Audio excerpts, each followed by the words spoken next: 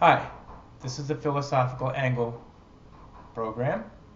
With me is my host, Rick Samuelson, a venture capitalist on the West Coast who graduated from Yale. Hi, Rick. Hi, how are you doing? The philosophical Angle analyzes the nature and essence of concepts being used in current media. This week, our concept is greatness, and it's brought up because of a candidacy in the political arena for the GOP, looking for the presidency, and his name is Donald Trump. And he constantly tells us, I will make America great again. So, what is greatness? And how is it attained? Why has America been great in its past, and will it be great in the future? Let's see what greatness is and how to attain it. Okay, I'm going to bring up a diagram here. Let's follow it through to its conclusions. So, what is American greatness? Well, I believe it is created by individualism, which is the adherence of a society to the importance of the individual as its primary concern, which is, of course, to say that the opposite of the state. So the individual is more important than the state. And individualism is the creation of a societal environment whereby society optimizes the freedom of its members. And so the opposite of individualism would be statism, which would optimize the social environment of the state, or that is the government. And certainly we can argue that the United States has a runaway government presently, and it's as being exemplified by the Federal Register, which is producing 60 or 70,000 pages per year of regulations, and the size of the government continues to grow. Well, this optimizing freedom is done by allowing the individual to formulate his decisions and then allow him to execute these decisions. And there are two dimensions to individualism. First is the making of a decision, and the second is the effectuation of the decision to receive the results, or that is the reward. And this is brought up and exhibited in the Declaration of Independence by its expression of the pursuit of happiness, as written by Thomas Jefferson. So once an individual's decisions are made and executed, then the results of those decisions are allowed to accrue to the decision maker, and these results of one's decisions may be both action and material. That is, the individual may own both one's thoughts and actions through one's effort, which may result in ownership of his services and material, and that is property rights. And this is also, the United States does a pretty good job of protecting property rights. There are some restraints, of course, to producing your goods and services, and so that, and of course, that is crime, and if we without that restraint on crime, chaos would erupt.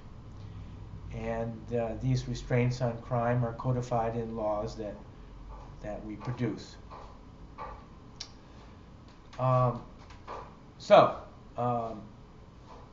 Individualism is the society's optimization of man's freedom to choose and the right to own the results of his decision pertaining to both his labor and property.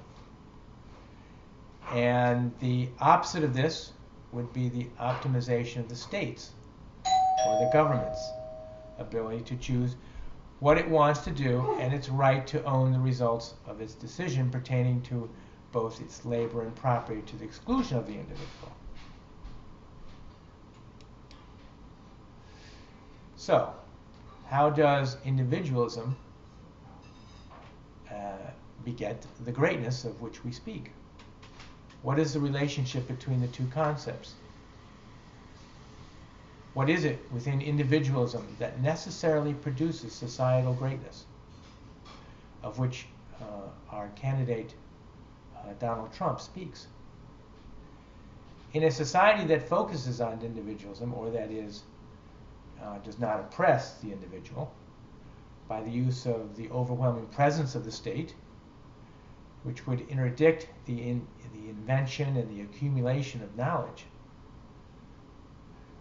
and the good of the society of individualism occur at a greater rate of speed.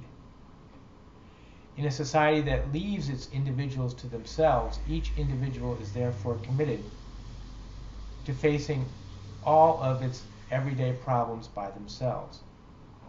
As such, the individuals and their problems are isolated in their problems and in their respective transactional decisional cells. That is, as each individual produces his goods and services. Each individual will therefore gather and deploy as much as possible all relevant information to solve their problems. And the individual problems and their decisions are theirs alone. And so the individual, to solve his problems, to effect his decisions, will gather and deploy to the greatest extent that is possible all his effort, his time, his information, and knowledge. His deployment of his resources will be to effect his solutions to the best of his ability. How can we be sure that the individual will try to the best of his ability? Maybe he cannot and needs help from others, such as the government. Well, we know the individual will try to do the best of his ability because the individual, from the moment he is born, tries to do that which promotes his survival and to bring himself up away from misery. We all want what we think is good for us, and we know better than anyone else what we want.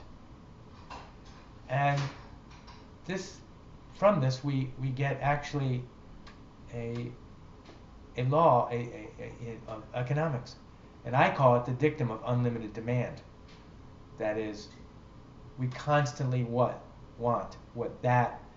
which allows us to be better, which allows us our lives to become better and bring us up away from misery.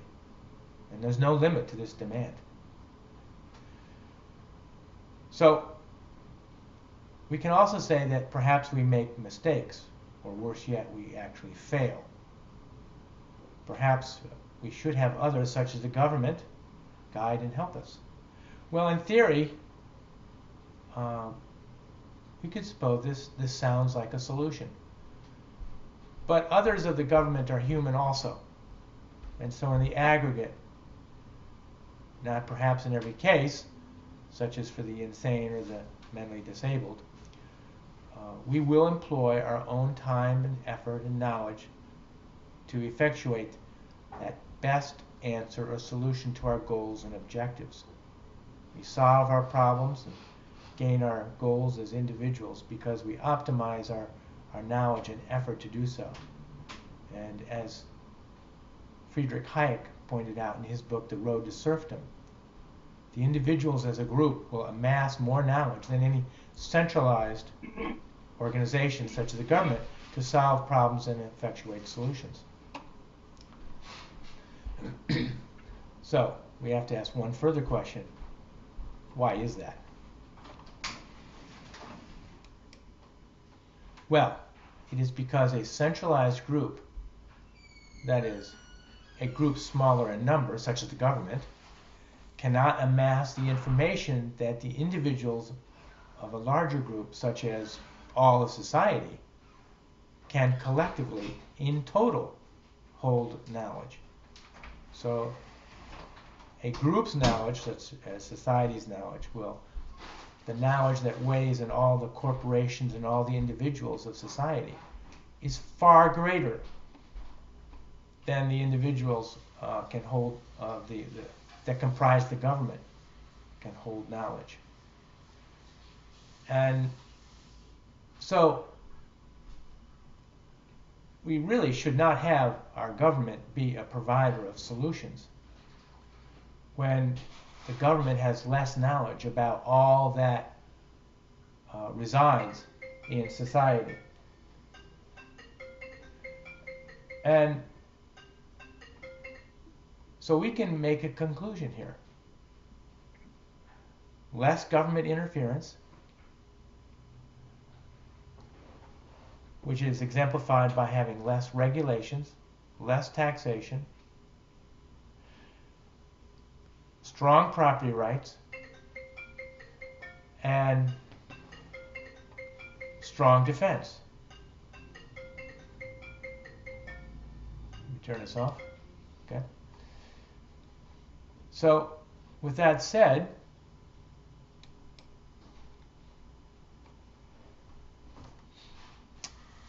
let's get back and go to Rick and see what he thinks how Donald Trump can make America great. What do you think about Don's candidacy speeches which employ this expression that America will be great again? It's certainly alluring and attractive, and I think it's doing very well.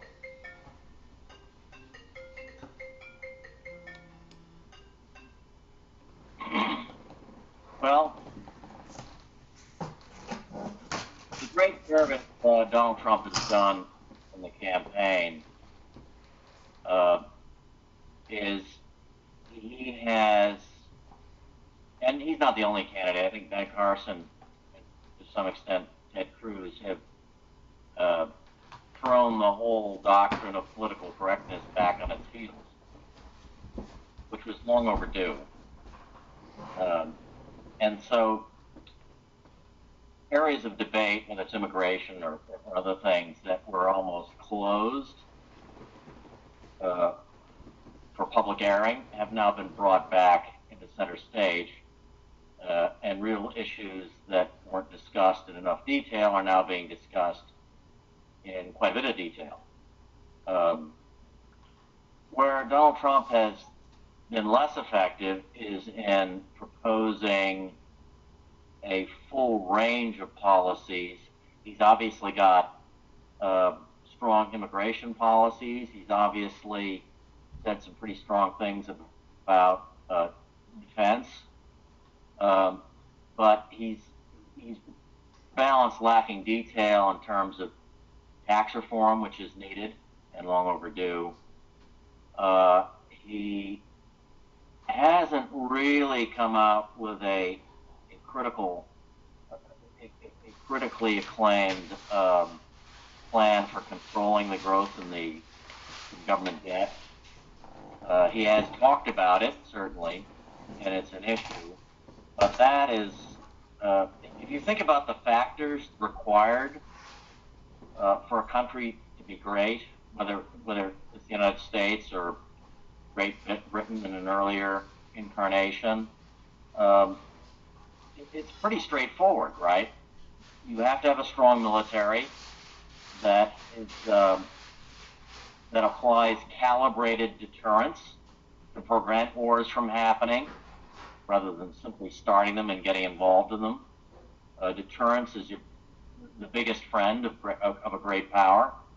The fear on the part of enemies of one's military is the greatest friend of peace. And that is something the United States has had in spades for most of the period throughout after World War II, and we're obviously losing that under the current administration. Financial solvency is critical. No country can continue to increase debt and remain financially solvent indefinitely, not as a percentage of GDP. It simply has never occurred in world history, and the United States is no different than any other great nation, be it Britain or many others, Spain, that have gone before, where their debts eventually drown them and force them to cut back on their military presence in the world. So the United States, whatever policies propose, must take into consideration the fact that the debt we've seen grow some 9 trillion just since the beginning of the Obama administration, reaching over 19 trillion now, is an unsustainable trend, and that must be addressed. And then lastly, there is a role for soft power. The Democrats love to use that term, but soft power, in my mind, really is a synonym for deterrence. Negotiations can be effective where there is deterrence. Where you have... Are you equating soft power with diplomacy? Yes. Soft power or diplomacy, to use, the other synonym, in the absence of a credible deterrent threat, is talk, frankly. And there has been a lot of that during this administration, and that's why the deals that have been brokered, whether it's the nuclear deal with Iran or other individual deals with Cuba, have been so detrimental to our interests. The credible threat of the use of power is simply not there to nearly the degree it needs to be. And I think Donald Trump, in some of his comments, has pointed this out quite rightly, and I think he's combative enough. He is a deal maker, there's no doubt about that. Sometimes he's effective, other times he hasn't been, but he knows how to make a deal. He understands the dynamics of that, and he understands that the use of power as a deterrent is essential. So I'll stop there. Well, the soft power and diplomacy, as a the opposite of that is, of course, military might, or the use of military. It actually seems to me that one would have to have both in order to be able to, for soft power, in order for soft power to be effective. Yeah, I completely agree. I think soft power is merely empty chatter in the absence of a credible military threat. So is this the reason why the Democrats, well, particularly President Obama's foreign policy is not working out so well, is because the soft power is not matched with military might, or perhaps the perception that it could be used? It's pretty much been taken off the table. Is that the reason for the unsuccess? Yeah, to my mind, that's absolutely the reason. Look at the endless negotiations going on surrounding Syria and other parts of the Middle East. There's no resolution in sight.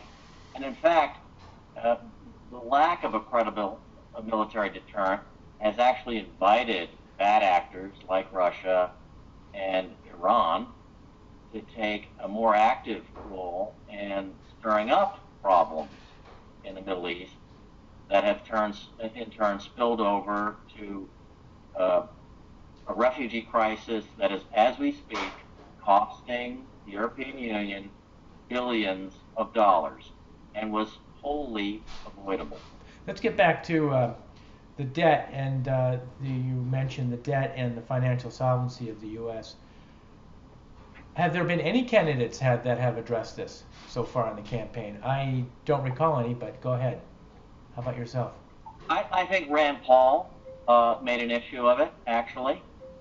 He's now out of the race, but he has one of his the key elements of his platform was that the national debt has to be controlled and tamed if the United States is to continue to prosper. The other candidates have not made enough of an issue of it. That's true. Perhaps it's not in the forefront of the American mind, and that's why they're not bringing it forward, because Rand Paul has not been able to really gather any momentum from the voters. So at least on the Republican primaries, so he hasn't been successful. And so is this really an issue that the candidates, I suppose, should be, as opposed to are? They are not talking about this, but should they? If they're honest, if they're asked the question, they should answer it honestly. That it is an issue, that it's an issue that has to be addressed in the next administration, no later than that, and that the consequences of not doing so are potentially severe. You can imagine a scenario quite easily several years from now where interest rates normalize. Currently we're in a global regime of financial repression where interest rates are being suppressed systematically by central governments, but that will not last forever. No regime. It's like sort of the OPEC oil embargo. This sort of collective activity never goes, last forever.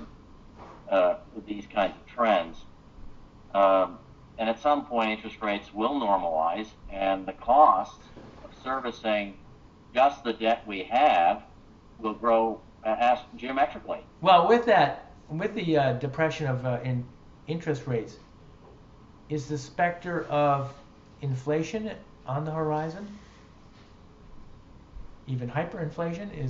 Is the probability of that rising? Well, let's consider what's happening today in the world economically. Right now, capacity, particularly in the oil and gas industry, is being shut down very rapidly, but also with other commodities. If you read just over the weekend what Anglo American is doing, they've completely gotten out of the coal mining business. They are selling off assets in most of their other commodity businesses outside of diamonds, gold, and a few others. And this is going on with all of the big miners. So the collapse in commodities prices, and I know oil gets most of the attention, but it's very, very widespread. And as this capacity is taken out, at some point, is it a year from now, 2 years from now, 3 years from now, anyone's guess, at some point there'll be scarcity. And prices of commodities will, of course, bounce back viciously. Okay. Rick, I want to thank you for your presence and your words. As always, we're about out of time, and so we've got to conclude this episode of The Philosophical Angle. And we'll see everybody next week. Thank you. Thank you.